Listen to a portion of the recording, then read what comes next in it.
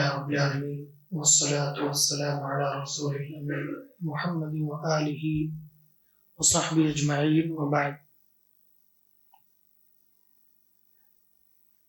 قال الله تعالى وذكر فإن الذكرى تنفع المؤمنين. سب سے پہلے تو آپ تمام لوگوں کو اپنی دل کی گہرائیوں سے رمضان کی مبارکباد پیش کرتا ہوں اور یہ دعا کرتا ہوں کہ پروردگار ہم تمام لوگوں کے لیے یہ مہینہ خیر و برکت کا مہینہ عطا فرمائے. اللہ تعالیٰ اس سے ہمیں خوب فائدہ اٹھانے کی توفیق عطا فرمائے اور اللہ تعالیٰ ہمیں اس رمضان میں نیکیوں کے بدلے پروردگار ہمارے گناہوں کی مغفرت فرمائے. الحمدللہ آج ہم نے تراویح کی نماز پڑھی اور پارے 1 مکمل پڑھا. پارے 1 چونکہ قرآن مجید کا پہلا پارہ ہے، اس سے پہلے یہ کہ اللہ رب العالمین نے قرآن مجید کی جو ابتدا کی ہے یا جو مصحف ہم پڑھتے ہیں، مصحف عثمانی جس کو کہا جاتا ہے، اس لحاظ سے سب سے پہلے سورۃ الفاتحہ کو رکھا گیا ہے. سورۃ الفاتحہ بڑی عظیم سورت ہے جس کو سبع مثانی بھی کہا گیا ہے اور اس کی بڑی ساری فضیلتیں احادیث کے اندر وارد ہوئی ہیں، جن میں سے ایک دو بڑی اہم ہیں. جن میں سے ایک یہ ہے کہ بھئی یہ سورہ فاتحہ ایک ایسی سورت ہے کہ جس کے بغیر کوئی نماز ہی نہیں ہوتی ہے، کوئی نماز ہی نہیں ہوتی ہے. اللہ کے نبی صلی اللہ علیہ وسلم نے فرمایا لا صلاۃ لمن لم یقرأ بفاتحۃ الکتاب، اس شخص کی نماز ہی نہیں ہے جو سورہ فاتحہ نہ پڑھے. اور لا صلاۃ، یہاں صلاۃ کو نکرہ لایا گیا ہے جس کا عربی گرامر کے حساب سے یہ عموم کا فائدہ دیتا ہے، یعنی کہ کوئی بھی نماز نہیں ہے. لا صلاۃ کوئی بھی نماز نہیں ہے. اگر کوئی انسان سورہ فاتحہ نہ پڑھے تو نماز اس کی نہیں ہوتی ہے. بعض لوگوں نے اس کو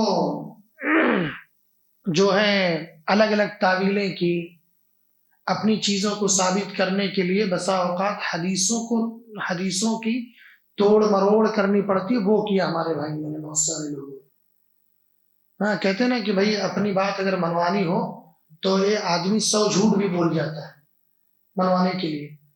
یہاں پر مسئلہ ایسے ہی ہے. ہمارے کچھ بھائیوں نے اپنی بات کو ثابت کرنے کے لیے اپنی امام کو یا اپنے مسلک کو ثابت کرنے کے لیے کئی جگہوں پر احادیث کے ساتھ توڑ مروڑ کیا. یہاں پر بھی وہی ہوا، تعویل کیا کہ بھئی یہ جو ہے خاص ہے منفرد کے لیے، یعنی جماعت میں نہیں، صرف آدمی جب تنہا ہوگا تب یہ حدیث اس پر جو ہے لاگو ہوگی. بہرحال میں جو ہے فضیلت کی بات کر رہا تھا، تو اس کی بڑی فضیلت ہے. اس میں سے ایک یہ ہے کہ اس کے بغیر نماز نہیں ہوتی. اس سے بڑی فضیلت اور کیا ہو سکتی ہے. سورہ فاتحہ کے اندر ایک دعا ہے، اس میں اہدنا الصراط المستقیم، اور اس سے پہلے کیا ہے ایاک نعبد و ایاک نستعین. تو اگر اس کو دیکھیں گے آپ تو 3 شق پر، یا آپ کہہ سکتے ہیں 3 حصوں پر مشتمل ہے سورہ فاتحہ. پہلے انسان جو ہے اللہ کی تعریف کرتا ہے، اس کے بعد ایک وعدہ کرتا ہے، جیسے الحمدللہ رب العالمین، اس میں اللہ کی تعریف ہے. الرحمن الرحیم مالک یوم الدین، یہاں تک تعریف ہو گئی.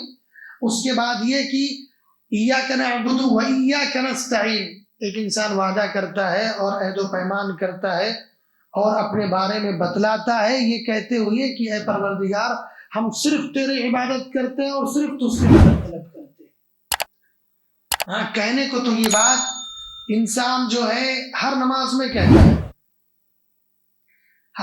چاہے وہ ہم ہوں یا آپ ہوں یا ہمارے دوسرے اور بھائی ہوں جو بھی مسلمان ہیں اور نماز اگر پڑھتے ہیں تو وہ ہر نماز میں کہتے ہیں ایاک نعبد و ایاک نستعین، جس کا معنی اور مفہوم یہ ہے کہ اے پروردگار ہم صرف تیری عبادت کرتے ہیں اور صرف تجھ سے ہی مدد طلب کرتے ہیں، تیرے علاوہ نہ تو کسی کی عبادت کرتے ہیں، نہ کسی سے مدد طلب کرتے ہیں، نہ کسی کے سامنے ہاتھ پھیلاتے ہیں. یہ بات ہم زبانی تو کہتے ہیں، نمازوں میں کہتے ہیں، لیکن دراصل یہ صرف زبانی دعویٰ ہے۔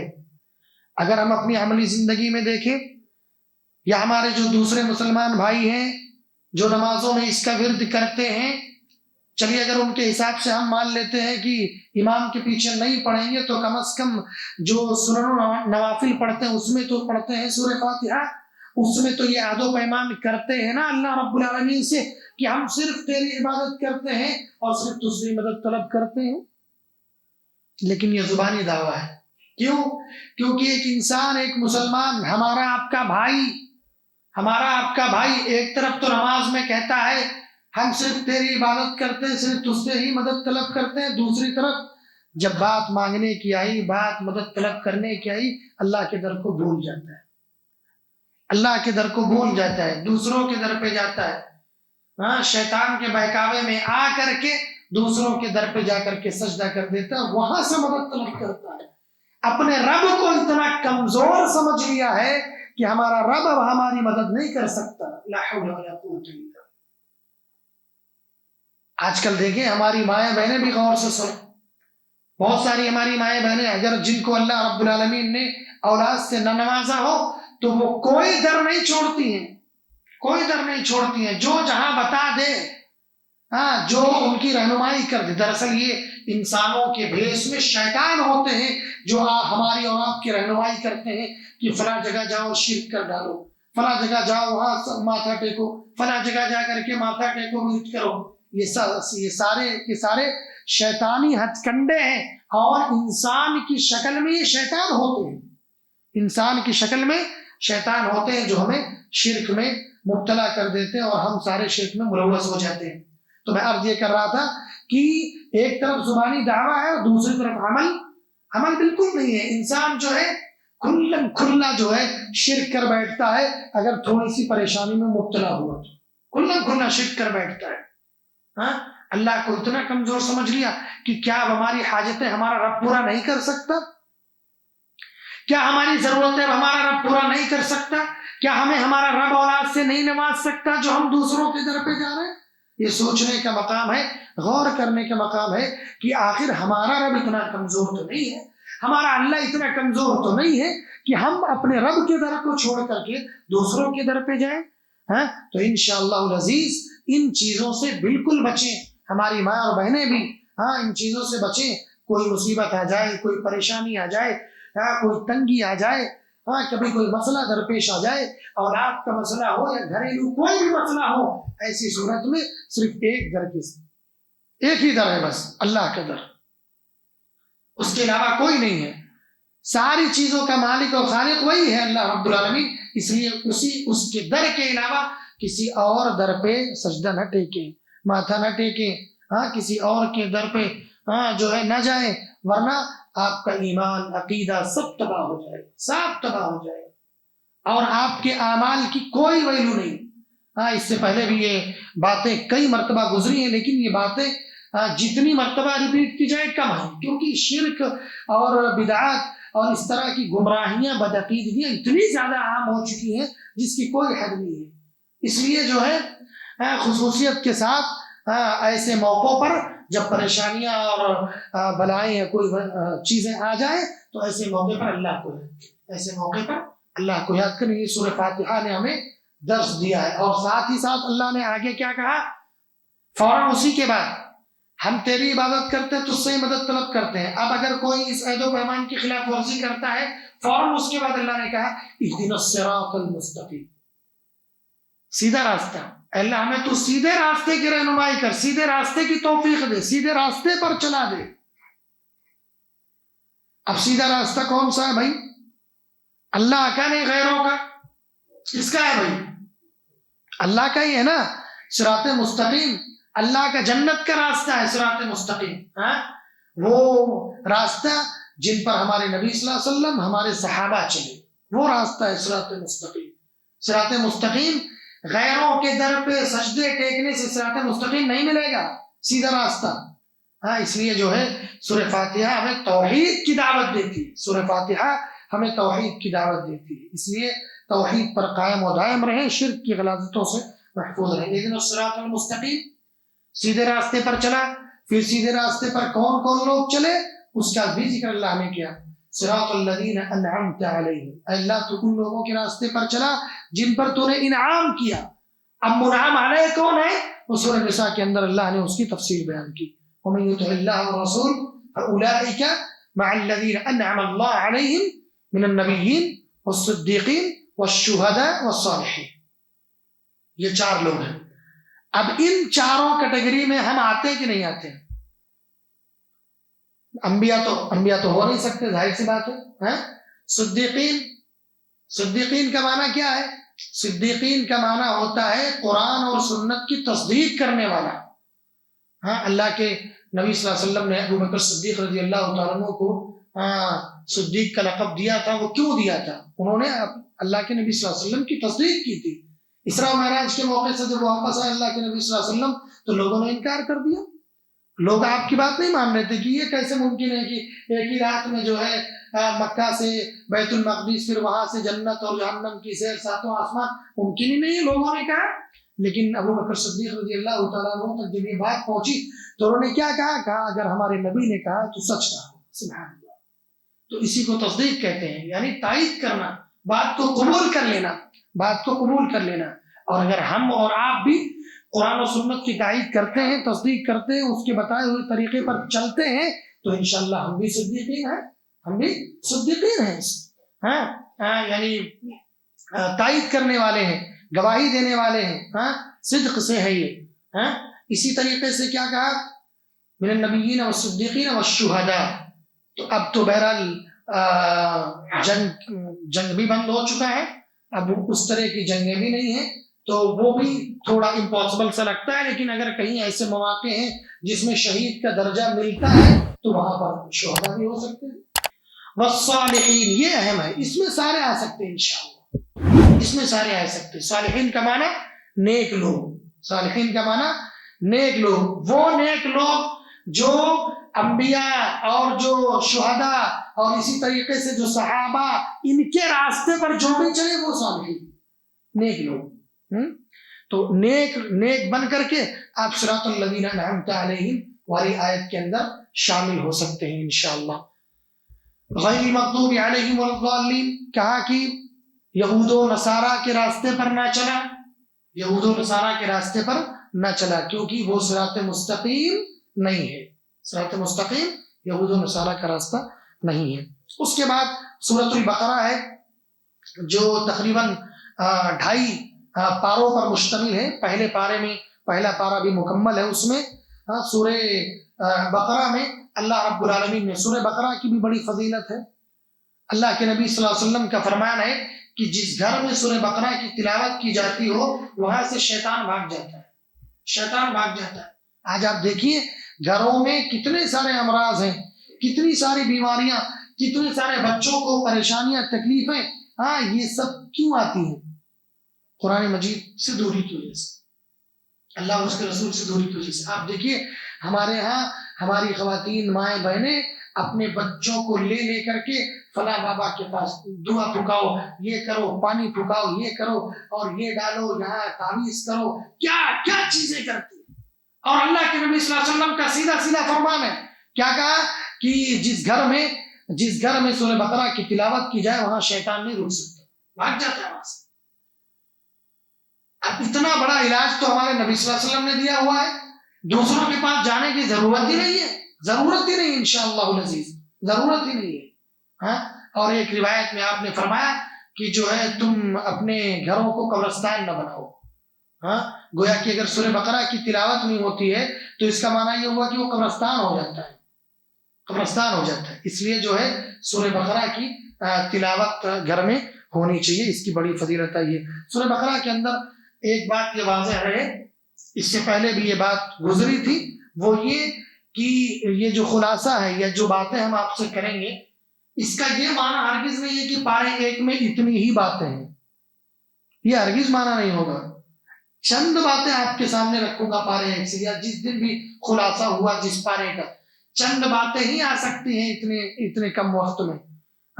ورنہ ابو ہریرہ رضی اللہ تعالیٰ عنہ کا قول ہے، غالباً انہی کا ہے، وہ کہتے ہیں کہ ہم کو سورہ بقرہ کو سمجھنے کے لیے 12 سال لگ گئے، سورہ بقرہ سمجھنے کے لیے۔ ہم لوگ کیسے اس کو جو ہے سمجھ سکتے ہیں یہ مختصر سے وقت میں؟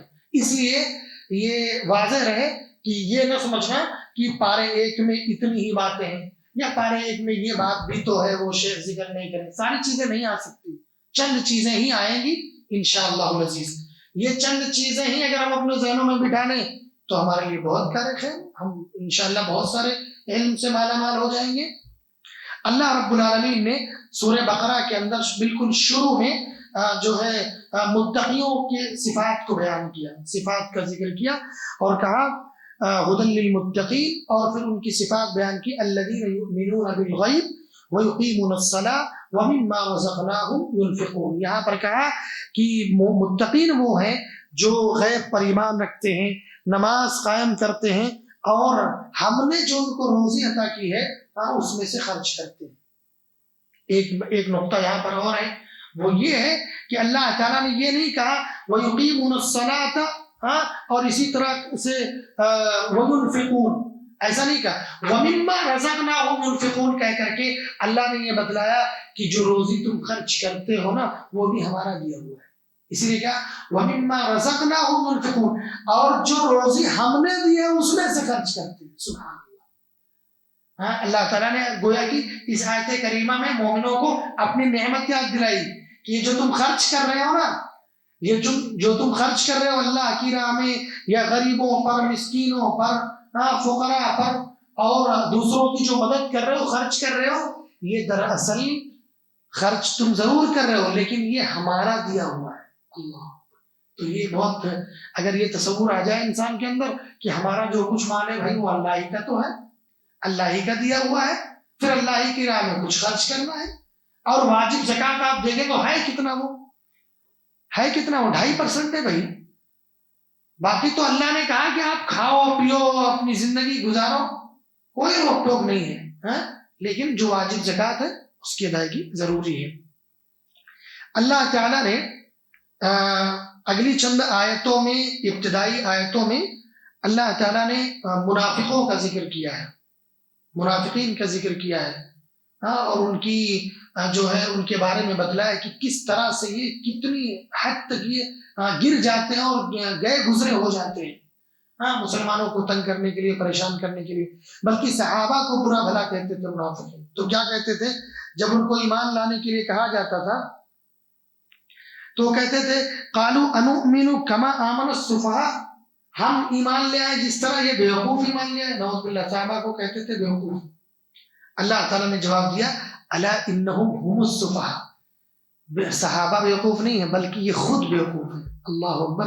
اس سے ایک بات یہ معلوم ہوئی کہ صحابہ کا دفاع واجب ہے ہم پر۔ صحابہ کا دفاع، اگر کوئی صحابہ کو کچھ کہے، کسی بھی صحابی کو کچھ گالی دے، گلوچ دے، برا بھلا کہے، لعن طعن کہے، تو ایک مسلمان پر اس کا دفاع کرنا، اس صحابی کا دفاع کرنا، اور اس کا جواب دینا، رد کرنا، یہ واجب ہے۔ کیوں واجب ہے؟ کیونکہ اللہ نے رد کیا ہوا ہے، قرآن میں اللہ نے رد کیا، صحابہ کی طرف سے جواب دیا، صحابہ کی طرف سے جواب دیا۔ کیا کہا قرآن مجید میں؟ پڑھیے، ترجمہ کریں، کبھی پڑھتے رہیں۔ اللہ نے کیا کہا؟ کہا کہ یہ منافقین کہتے ہیں، منافقوں سے جب کہا گیا کہ بھائی ایمان لے آؤ اللہ پر، تو انہوں نے کہا کہ یار ہم ایمان ان کی طرح لائیں جو بیوقوف لے کر رہے، نعوذ باللہ، صحابہ کو۔ اللہ نے کہا، جواب دیا فوراً الا انہم هم السفہاء، آگاہ ہو جاؤ، یقینی معنوں میں یہ خود بیوقوف ہیں، صحابہ تم بیوقوف نہیں ہو، یہ خود بیوقوف ہیں۔ تو اللہ تعالیٰ نے صحابہ کی طرف سے جواب دیا، تو گویا کہ اللہ نے صحابہ کا دفاع کیا، اس لیے صحابہ کا دفاع کرنا واجب ہے، واجب ہے۔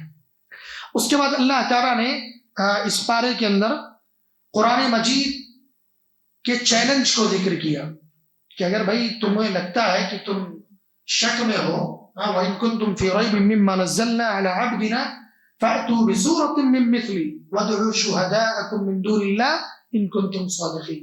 اللہ تعالیٰ نے کہا کہ اگر تمہیں جو کچھ ہم نے اپنے بندے پر نازل کیا ہے، اپنے بندے محمد صلی اللہ علیہ وسلم پر جو ہم نے نازل کیا ہے، یعنی جو قرآن ہم نے نازل کیا ہے، اگر تمہیں اس کے بارے میں شک ہے تو اللہ نے کہا فَأْتُوا بِسُورَةٍ مِّن مِّثْلِهِ، تو تم اس قرآن کی طرح ایک سورت لے کر کے آؤ، ایک سورت لے کر کے آؤ. ہاں اس کے بعد کہا وَادْعُوا شُهَدَاءَكُم مِّن دُونِ اللَّهِ إِن كُنتُمْ صَادِقِينَ، اور اپنے ہواری مواری اور جو تمہارے قریبی ہیں تمہارے آس پاس رہنے والے ہیں سب کو بلا لو، سب کو بلا لو اللہ کے علاوہ. اس کے بعد کہا اگر تم اپنے قول میں سچے ہو تو ثابت کرو، لے کر کے آؤ قرآن کی طرح، ایک آیت ہی لے کر کے آؤ قرآن کی طرح، نہیں لا سکتے. ہاں اتنے بڑے بڑے فصحائے عرب، بلغائے عرب اتنے سارے گزرے، ہاں لیکن آج تک کوئی اس کی نظیر، اس کی مثال پیش نہیں کر سکا، اور انشاءاللہ قیامت کی صبح تک کوئی پیش نہیں کر سکے گا. امرؤ القیس جو بہت بڑا شاعر تھا، امرؤ القیس ایک بہت بڑا عربی شاعر گزرا ہے. تو اس زمانے میں چونکہ جب بعثت نبوی ہوئی اور زمانے جاہلیت کا جو دور تھا، اس کے بعد کے بھی ادوار میں اشعار کی بڑی اہمیت ہوا کرتی تھی، عربی اشعار کی جو اہل عرب ہوتے تھے، بلکہ جن کے قوم میں کوئی شاعر ہوتا تھا عربی کا، اس قوم کا جو مقام بلند ہوتا تھا، کہ ہمارے پاس فلاں شاعر موجود ہے. اس لیے آپ دیکھیں گے کہ حسان بن ثابت رضی اللہ تعالیٰ عنہ جو شاعر رسول کہلائے، وہ اپنے اشعار کے ذریعے سے جواب دیتے تھے. بلکہ کفار یہ کہتے تھے، اور جو منافقین تھے اور دوسرے جو لوگ تھے وہ یہ کہتے تھے کہ مسلمانوں کی اتنی تلوار نہیں چکتی ہے جتنا حسان بن ثابت کے اشعار چکتی ہے، تکلیف دیتے ہیں. کیونکہ یہ کیا کرتے تھے، حسان بن ثابت رضی اللہ تعالیٰ عنہ، یہ ان کے جو خاندان والے ہوتے تھے، ان کی جو نسلیں ہوتی تھی، ان کی ہی جو بیان کرتے تھے. وہاں انہوں نے پکڑی ہوئی تھی مضبوطی سے، ان کی نسلوں کو گناتے تھے کہ تمہارے نسل والے کتنے قائر تھے، اور کتنے جو ہے بزدل تھے، وہ ساری چیزیں. اب وہ چیزیں ان کو بہت چبھتی تھی، تو کہتے تھے کہ مسلمانوں کی تلواریں اتنی تکلیف نہیں دے رہی ہیں جتنی حسان بن ثابت کی تلوار وہ اشعار ہمیں تکلیف دیتے ہیں. تو میں عرض یہ کر رہا تھا کہ اشعار کا دورہ تھا. تو امرؤ القیس جب پہنچا اور وہاں پر دیکھا اس نے خانہ کعبہ پر سورہ کوثر لکھا ہوا جو لٹکا تھا، تو اس نے کیا کہا، اس نے آخر میں کہا کہ یہ کسی انسان کا کلام ہو ہی نہیں سکتا. اتنا بڑا شاعر تھا، اس نے کہا یہ کسی انسان کا کلام نہیں ہو سکتا. تو یہ جو ہے قرآن مجید کا، یہ قرآن مجید کی فصاحت اور بلاغت ایسی ہے کہ اس کی نظیر کوئی پیش نہ کر سکا ہے اور نہ کر سکے گا. اس کے بعد اللہ تعالیٰ نے یہیں پر بالکل ابتدائی میں منافقین کی خصلتوں کا ذکر کیا ہے، جیسے جھوٹ، دھوکہ، عدم شعور، قلبی بیماریاں، صفاحت یعنی بیوقوفی، احکام الہی کا استہزائی، فتنہ و فساد، جہالت، ضلالت، تذبذب. یہ جتنی ساری خرابیاں تھیں یہ سارے کی ساری منافقوں کی تھی. اللہ تعالیٰ نے آگے چل کر کے آدم علیہ السلام کا بھی ذکر کیا، اور اس سے پہلے بنی اسرائیل کا تذکرہ کیا کہ بھائی تم جو ہے ہماری نعمتوں کو یاد کرو، ہم نے بڑی نعمتیں تم کو دی ہیں، لیکن تم نے جو ہے ناشکری کے علاوہ کچھ نہیں کیا. بنی اسرائیل پر اللہ نے بڑی نعمتیں دی، بڑی نعمتیں وہ عطا کی تھی ان کو، بنی اسرائیل کو. بنی اسرائیل کے بارے میں ہے کہ اگر وہ اس طرح ہٹ دھرم نہ ہوتے تو آج روزی روٹی تلاشی نہ کرنا پڑتا. ویسے اس میں بھی اللہ کی ایک حکمت ہے کہ ایک ذریعہ بنایا اور ایک مشغلہ بنا دیا روزی روٹی کا، کہ لوگ دوڑ بھاگ کریں، دینا ہمارا کام ہے. ورنہ بنی اسرائیل تو ان کو اللہ تعالیٰ آسمان سے کھانا کھلا رہا تھا، آسمان سے منہ و سلوہ اتر رہا تھا ان کے لیے. لیکن انہوں نے کیا کہا، جا کر کے کہا کہ یہ روز روز نہیں کھا پائیں گے ہم. بتاؤ، کیا روز روز نہیں کھا پائیں گے ہم؟ اللہ تعالیٰ ان کو فری میں کام نہیں کرنا تھا، ان کو دوڑ بھاگ نہیں کرنی تھی، کچھ روزی روزگار کے لیے بھاگنا نہیں تھا، بھٹکنا نہیں تھا، کچھ نہیں کرنا تھا. اللہ ان کو کھلایا جا رہا تھا ایسے ہی. ہر ٹائم جو ہے، ہر وقت جب ان کو کھانے کی ضرورت ہوتی ہے، اللہ منہ و سلوہ اتارتا تھا اور وہ کھاتے تھے آرام سے. ہٹ دھرمی اتنی تھی، جا کر کے کہنے لگے کہ موسیٰ بس ہو گیا، اب نہیں کھا سکتے ہم. اللہ نے نعمت چھین لی، ٹھیک ہے بھائی مت کھاؤ، جاؤ روزی روٹی تلاش کرو، ڈھونڈو، کیا کرو گے. تو یہ ہے بنی اسرائیل کا تذکرہ اللہ تعالیٰ نے اس پارے کے اندر کیا ہے. آدم علیہ السلام کا بھی ذکر کیا ہے اللہ تعالیٰ کا، آدم علیہ السلام کو خلیفہ بنانا، پھر فرشتوں کو گواہ بنانا، فرشتوں کی کا جو مکالمہ ہوا اللہ تعالیٰ سے اس کا ذکر ہوا ہے۔ اسی طریقے سے حضرت ابراہیم علیہ السلام نے اپنے بیٹے کے ساتھ مل کر جو خانہ کعبہ کی تعمیر کی، پھر اللہ تعالیٰ سے قبولیت کی دعا کی، اس کا تذکرہ بھی آخر میں کیا ہے۔ وَإِذْ يَرْفَعُ إِبْرَاهِيمُ الْقَوَاعِدَ مِنَ الْبَيْتِ وَإِسْمَاعِيلُ رَبَّنَا تَقَبَّلْ مِنَّا إِنَّكَ أَنْتَ السَّمِيعُ الْعَلِيمُ، یہ ذکر کیا ہے اللہ رب العالمین نے اس پارے کے اندر۔ دونوں باپ بیٹوں کا تذکرہ کیا، دونوں بڑی محنت سے خانہ کعبہ کی تعمیر کر رہے تھے، اور ساتھ ہی ساتھ دعا بھی کر رہے تھے کہ اللہ تو ہمارے اس عمل کو قبول فرما، ربنا تقبل منا، ہم سے ہماری چیزوں کو، ہمارے اعمال کو تو قبول فرما لے۔ اس سے یہ معلوم ہوا کہ اعمال صالحہ کے ساتھ ساتھ اس کی قبولیت کی دعا کرنی ہے۔ آپ بہت ساری نیکیاں کرتے ہیں، ہم آپ جو بھی ہیں، ٹوٹی پھوٹی جو بھی نیکی، بہت ساری نہیں کہیں گے، ٹوٹی پھوٹی جو بھی نیکیاں کرتے ہیں اس کی قبولیت کے لیے دعا بھی کیا کریں۔ ورنہ یہ نہ رہے کہ میں تو کر ہی رہا ہوں عبادت، ہمارا تو قبول ہی ہے سب، ایسا نہیں ہے۔ وہ دعا کریے کہ اللہ جو نیکیاں ہم سے ہو رہی ہیں اس کو قبول فرما لے، ورنہ وہ ساری بھی چلی جائیں گی۔ اس لیے اعمال صالحہ کی قبولیت کی دعا جو ابراہیم علیہ السلام اور اسماعیل علیہ السلام کی جو زندگی ہے، اور جو انہوں نے خانہ کعبہ کی تعمیر کرتے ہوئے دعا کی ہے، اس کا ذکر اللہ رب العالمین نے کیا ہے، جو ہمیں یہ سبق دیتی ہے کہ جب ہم کوئی عمل کریں تو اس کے ساتھ ساتھ اللہ کے سامنے ہاتھ بھی اٹھائیں کہ پروردگار یہ عمل کیا ہے قبول فرما، پروردگار میں نے تراویح کی نماز پڑھی ہے قبول فرما لے، پروردگار بہت ساری خامیاں کوتاہیاں ہیں ہماری عبادتوں میں، اللہ تو اسے درگزر فرما دے۔ یہ دعا کریں، انشاءاللہ العزیز اللہ تعالیٰ ضرور قبول فرمائے گا۔ اللہ تعالیٰ سے دعا ہے اللہ تعالیٰ ہم تمام لوگوں کو کہی ہوئی باتوں پر عمل کی توفیق عطا فرما۔ اللہ تعالیٰ ہم سے جو بھی ٹوٹی پھوٹی عبادتیں ہو سکیں پروردگار تو ان کی توفیق دے اور پھر انہیں شرف قبولیت سے نواز دے۔ اللہ تعالیٰ ہم تمام لوگوں کے لیے روزوں میں آسانیاں پیدا فرما، اور ہم تمام لوگوں کو روزے رکھنے کی توفیق عطا فرما، برائیوں سے اجتناب کی تاکہ ہمارے روزوں کی حفاظت ہو جائے، پروردگار تو اس کی توفیق عطا فرما۔ آمین۔ السلام علیکم ورحمۃ اللہ۔